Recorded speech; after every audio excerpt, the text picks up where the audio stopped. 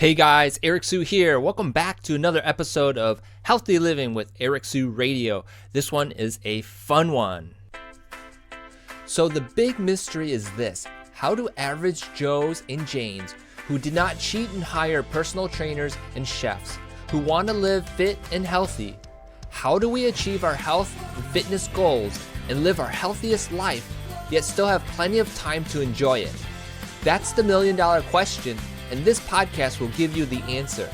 My name is Eric Sue, and welcome to Healthy Living with Eric Sue Radio. All right, guys, welcome back to another episode. I'm so excited you guys have decided to listen to this podcast, and the topic of the day is pretty interesting. It's about the effects of working out, and I wanted to dive into this concern that people have and question I've been seeing quite a bit. And that is about gaining weight after working out, and specifically working out after a period of time and still gaining weight. Let me kind of set up the scene here and kind of scenario. I've been reading that people have been working out and eating well a few weeks or so, and they're still gaining weight. And the question is this normal? And so some of you guys may realize that it is normal, and some of you guys may not realize that it's not normal. There's certain situations when it's not normal, and I won't dive into that too much. It's more medical based. However, I do want to say that for those who are working out, congratulations. That's exactly what we need to do. And let me dive deeper into maybe some of the causes as to why you might be gaining weight. And then let me go into it as to what you can do if this is your situation. All right, so let me start with people are gaining weight after working out, after so many weeks, and after eating well, and they must be wondering what's going on, right? And so to be absolutely fair and clear about what's going on, yes, some of it is you're building muscle. However, if it's a short duration, like 3 weeks or so, maybe even 4, and depending on what you're doing, not all workouts are created equal, and I did a podcast about that earlier. And so certainly muscle will be built so that it is growing, and so yes, the muscle does weigh more in terms of poundage compared to fat, right? So weight increases can be attributed to muscle building. Okay, so let me just be clear about that. However, at the same time, I want to say that let's not be deceived by that idea that muscle weighs more, and if you're working out, you're building muscle, and if you're building muscle, the scale's going to reflect a higher weight. What I want to say, and just really keep it really simple here, is that muscle building takes time. Okay, muscle building requires a lot of demand on the muscle. Let me just put it that way. And so let's be clear that it's not the only reason that your scale is reflecting an increase. Okay, now, let's just take diet off the table, because we'll assume that everyone's eating well. Okay, so that couldn't be really the reason for increased weight. But if you're not eating so well, maybe it is. And so let's be clear about that. Now, what other options would there be for the weight increase? Well, I was telling this to my wife, who is monitoring her weight. And the one thing that we have to remember is that if you were to stand on the scale, let me just put it this way. If you were to stand on the scale and then you held a bottle of water, you didn't drink it, but you just held it outside of your body, just one bottle of water, your body would reflect that increase from the water. Okay? You take that water bottle out of your hands, and then the scale will reflect the current body weight that you're at. Okay? I guess what I'm saying is, yes, if you're drinking more liquids, then that will be reflected on the scale. Okay? Now, one thing that we have to remember is that muscle does soak up water.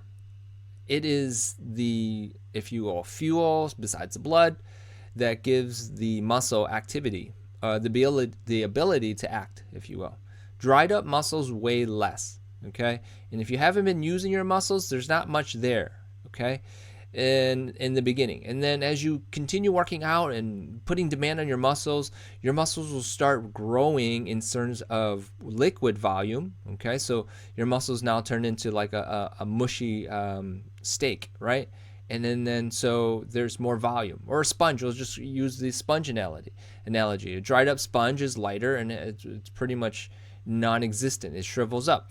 And then you get put water on it, and it expands and it holds the water, and then therefore the amount of water in that sponge will make that sponge heavier. So you have a lot of muscle in your body, and you probably drinking more water because you're working out, okay? And you're probably drinking a little more fluids than you normally would. So because of that, your body will reflect that increase in liquids that your body is consuming.